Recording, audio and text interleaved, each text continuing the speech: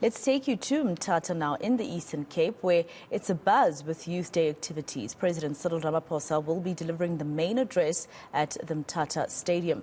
This after visiting St. John's College for the city's 4th Industrial Revolution Expo. Let's go to eNCA reporter Govan Whittles, who is there for us to give us more details about how it's looking. Govan, we saw the president address the people gathered at St. John's College a little earlier, so I'm assuming he's almost there where you are? Yeah, he's almost on his way here to the Mthatha Stadium. But we're taking a different look, more specifically at unemployment among the youth in South Africa. And it's Youth Day, but there really is little to nothing to celebrate for a vast majority of South African youth. That's because unemployment is rife. It's difficult to get a job if you're a young person, and even more difficult to get an opportunity if you don't have any experience. That's why they've set up this marquee to address youth unemployment. A young person could literally walk in here and walk out with a job, or at least an opportunity to get some experience and eventually get a job. Just take a look behind me. First, you'll see the Sports for Change organization there. They're creating thousands of jobs, and they're really trying to find innovative ways to do so. But let's speak to one entrepreneur that's doing just that. His name is Piwe Sweleni. Thank you so much for your time, Mr. Sweleni. So you're the CEO of Lumi Group, and you're doing something really interesting here, preparing people to work remotely, specifically the youth. Are the youth interested in this, and what do they do? Hello, thank you so much. Yes, our company is Lumi Group. We're based in the Eastern Cape.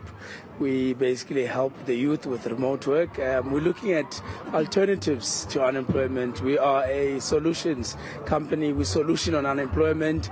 We train the youth on the new skills, new jobs that are coming, new online businesses that are coming. We're upskilling townships, rural areas, and trying to link them with opportunities, not just with local companies, but with global companies as well. So the youth is accepting and is very excited about the new work that's coming.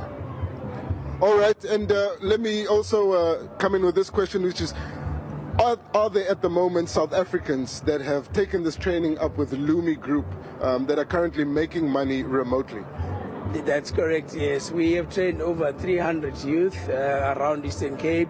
We have a call center in East London in the IDZ. We have about 17 ladies that are working for USA car client and are making money online. Some guys that we train are making money from home, from surveys, transcriptionists, affiliate marketing, all of the new, exciting opportunities that are there in the online labor market. Thank you so much, Piwe. Those are the opportunities of the future, and of course training for those are essential, especially here in the Eastern Cape where the youth unemployment rate is sky high. There's another group here, they're called Tech Posi. This also in the direction of the future, something that the youth would be very interested in.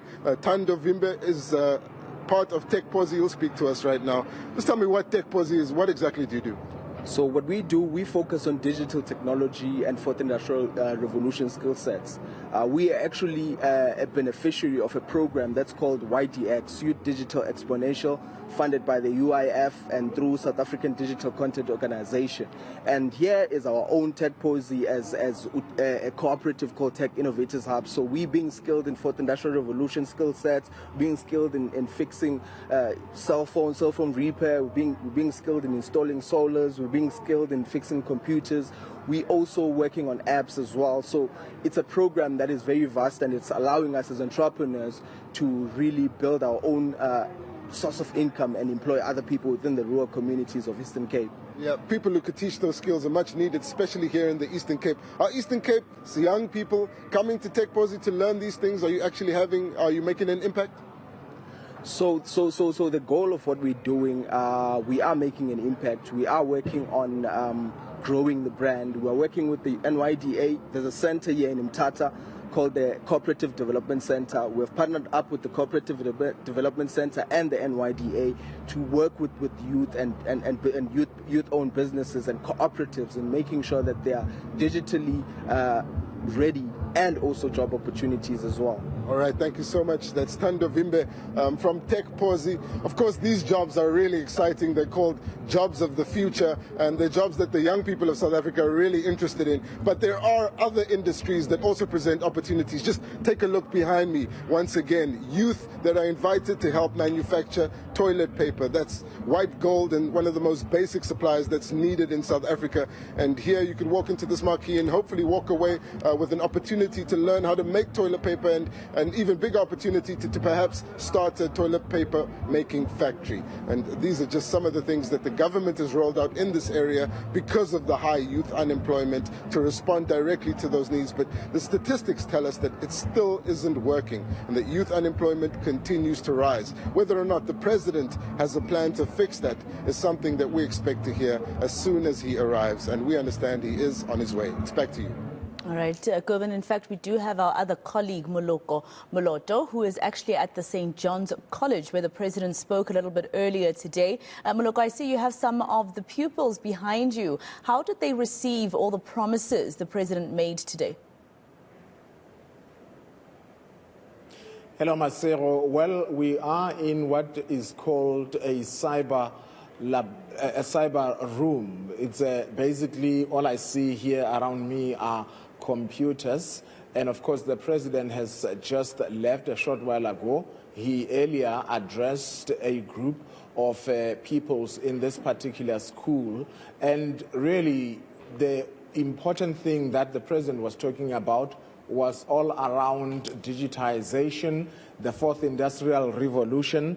And of course, as you said, we are still at the St. John's College. This is where really the activities were taking place. However, I must point out that learners from other schools in the neighborhood, for instance, Mthatha Secondary School, were also part of this. And joining me now is 17-year-old, I beg your pardon, people at Nyangelizwe Secondary School.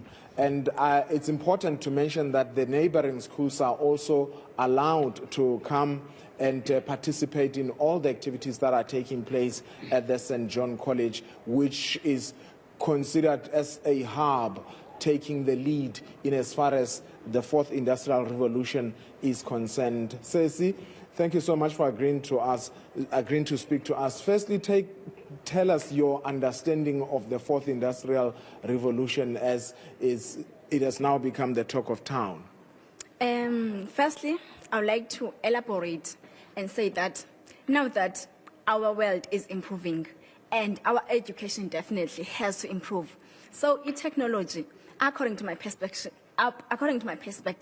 I believe technology is the improvement that, that brings productivity using now as e-learners in our schools in every day of our lives.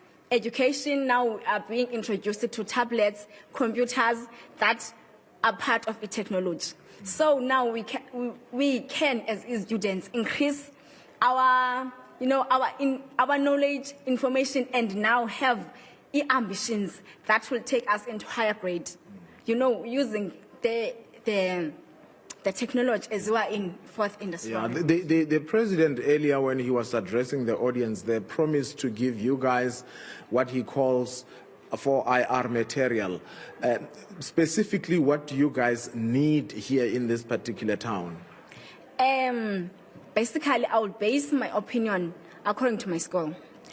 We do need tablets, like individually, a tablet yakhe, so that sizawulearn umuntu angene and kwi-tablet yakhe and sitishwe through and teachers teach us through technology.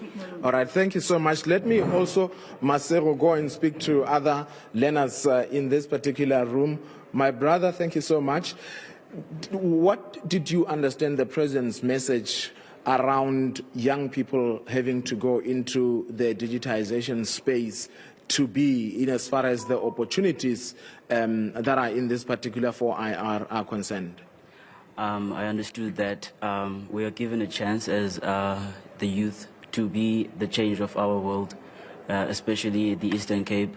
It is believed that the Eastern Cape has the potential to be the food bucket of South Africa.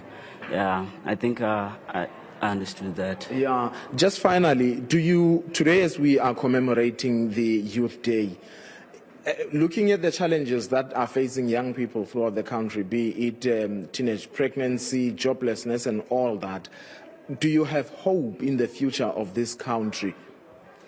Yes, I do have hope because the 4IR is now going to distract us from doing the bad things that we do, that other people do. I believe that the 4IR is going to like help us find the potential inside us, and then forget about all the things that we would do if we cannot like portray our potential. Thank you so much. Well, Masero, that's all at least we are able to get from these young people in this particular room. And remember, despite the fact that there are fears that the fourth industrial revolution is going to be doing away with many other jobs, the president is saying here that the Harambee Youth Employment Accelerator has identified about 60,000 high skills digital jobs, which he says will be created as the 4IR will be implemented. And obviously he spoke as well about the importance of reducing the cost of data, saying that as government, they continue to engage the telecoms to ensure that those prices go down.